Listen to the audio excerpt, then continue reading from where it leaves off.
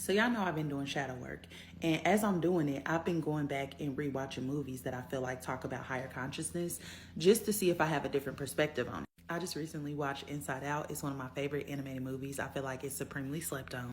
Now, the reason why I rewatched this is because there was a guy who posted about his ayahuasca ceremony. And he said that when he was doing the ayahuasca, he ended up in this room with all of these emotions, except for disgust was more like envy or jealousy.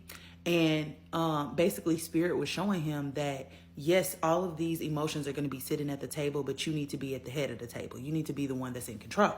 So I was like, ding, ding, ding, ding, ding. Let me go watch Inside Out because that's what this is giving. I want to see if it alludes to this. And it absolutely the fuck did. So I'm about to tell y'all what I picked up from this. This will probably be 2 parts because it's a lot of information. First and foremost, the first emotion that pops up is joy.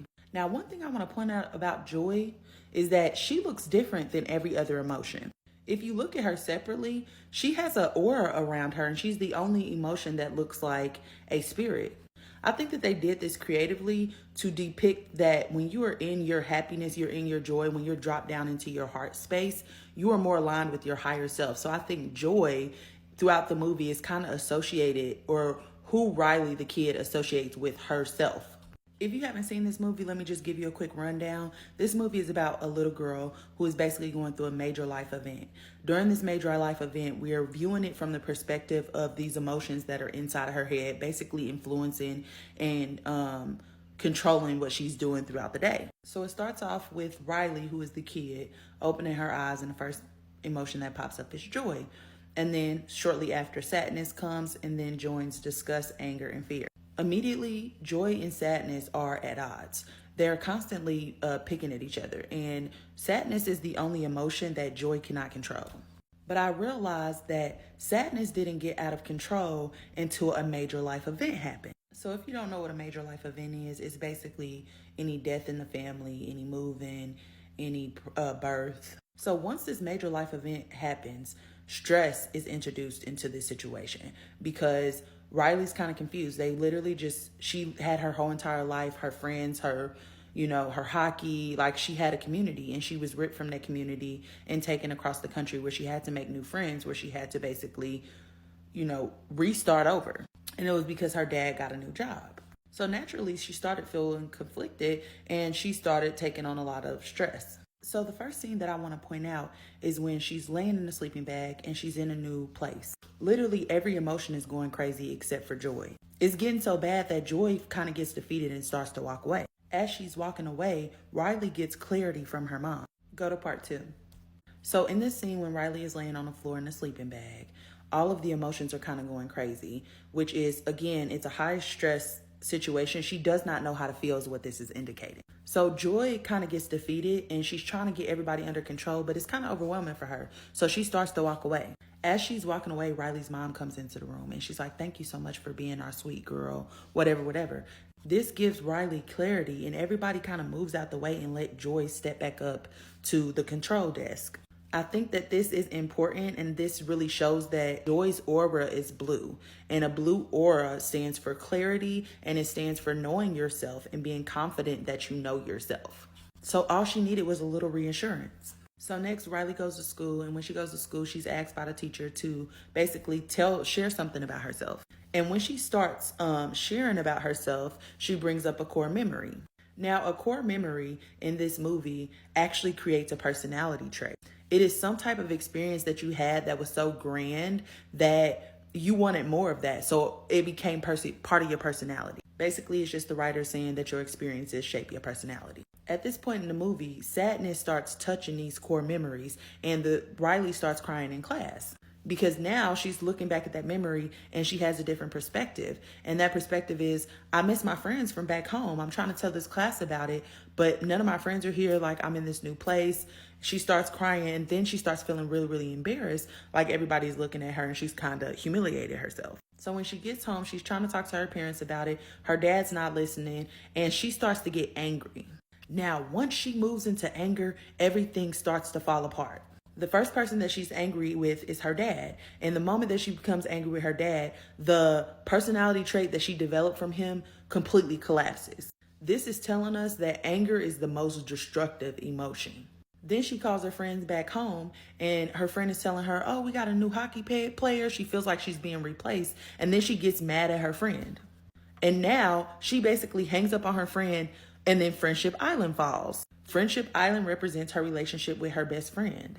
Now, because she's angry, she doesn't even know where that stands. So at this point in the movie, Joy is kind of losing her mind and she's trying to keep everybody together. Sadness keeps changing these core memories that used to be associated with happiness into sadness. And as she's trying to stop sadness, they basically get sucked out into where memories go, basically into the mind. Now Riley, the kid, is without sadness and she's without joy. So fear, anger, and disgust are kind of left to run the show. Once joy and sadness are gone, fear, anger, and disgust try to imitate joy. Go to part 3. Another thing that I find interesting is when joy and sadness are gone, anger, fear, and disgust try to imitate joy, but it doesn't come across the way that they expected it to. Another cool thing that I realized is that the core memories are gold, and gold is usually like purity, but also something that's sacred or something that's precious. I also like that they had the train of thought. And the reason why I like that is because it showed you that thoughts are supposed to be fleeting. This train never really stopped until she went to sleep. It was constantly moving, but it's just being observed and then it keeps going. Another part that I thought was interesting was when Riley's imaginary friend got thrown into jail or thrown into this place. Joy goes, what is this place? And Sadness says, it's the subconscious. It's where the troublemakers go. When they get to the subconscious, it's literally just everything that Riley has ever feared in her entire life from childhood up until now. As they're leaving the subconscious mind, they need to wake Riley up so that they can get back home. They do this by giving her a nightmare. One thing I love about this scene is while she's sleeping, the only emotion that's still there is fear. And isn't it crazy how fear can jump you back into your body? And that nightmares come from our subconscious mind. So when Joy had fell into the darkness or fell into the forgottenness, the only way that she could get home was to use her imagination. But her imagination wasn't enough. She had to actually believe what she was saying before she could actually get up enough energy to get back to where she fell from. So when she finally starts believing it, she gets to the top, but the imaginary friend fell out on her way to the top, which just shows you that sometimes we just forget stuff. Not everything can come back up with us to the top when a major life event happens, when we're trying to find our way back to happiness, back to joy. So the thing that made Joy believe that she could get back home was her finding the first core memory that Sadness had turned sad. And she watched it and she realized that without Sadness, Riley's parents would have never came to console her and give her the love and reassurance that she needed. And from the earlier scenes, when she got that reassurance, that's what gave her clarity and put joy back at the forefront. So that's what made her determined to get back to the top, because she needed to find Sadness, who she had left behind, realizing that she needs Sadness just as much as Sadness needs her. So they get back to home base and Joy decides that Sadness is the one who's going to have to bring Riley back, because Riley is angry and she's on the bus and she's headed back home. When Sadness gets involved, Riley jumps off the bus because she starts to remember that those memories that she was so willing to let go because she was angry, they're not bad memories and she still loves her family. So she goes back and talks to her family and gets the reassurance that she needs. No, she can't bring back any of the personality traits that fail and collapse, but she can create new ones. So this movie was saying the same thing that the guy was saying in the ayahuasca ceremony. You have to learn to balance these emotions, not get rid of them.